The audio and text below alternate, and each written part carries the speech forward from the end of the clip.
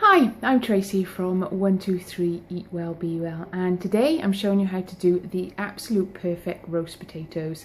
So let me explain what I've done first of all. I put a pan of water onto the hob to boil. When it reached boiling point, then I poured my potatoes in and I let them boil for 10 minutes.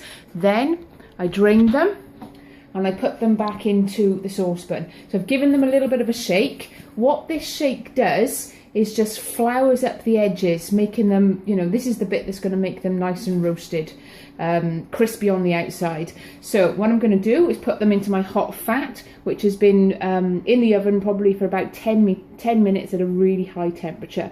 So next I'm just going to pour my potatoes in. What's really important when it comes to your roast potatoes is that they've got enough room to actually roast rather than steam. One of the biggest mistakes that people make is that they cram too many potatoes in. They put their potatoes in with the meat, or they just load a small pan with potatoes. What that does is the potatoes don't actually roast, they steam when you do it like that. So it's not really a great idea. So as you can see, what I'm doing here is trying to coat as much of the potato as possible with the fat. So this is what essentially is going to give it that really crispy texture on the outside and be nice and soft on the inside.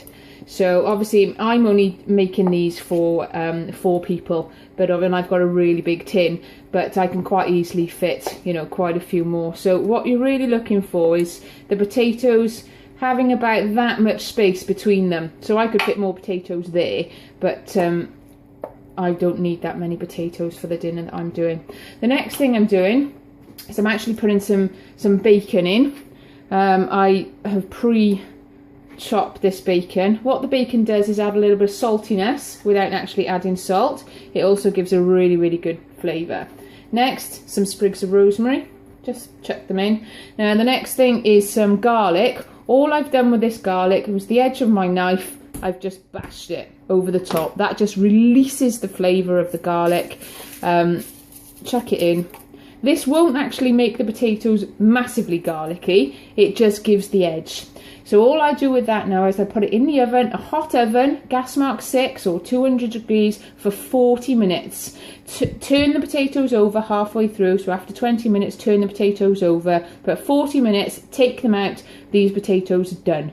What they won't do is sit in the oven for much longer than that. So, only do your potatoes 40 minutes before they're due to be served really. Potatoes don't really lend themselves well to being kept.